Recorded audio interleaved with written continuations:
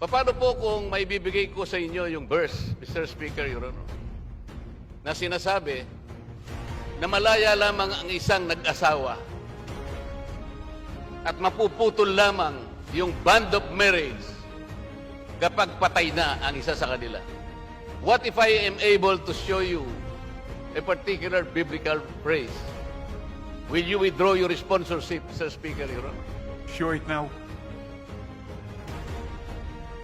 What is the answer, Mr. Speaker? Please show it now.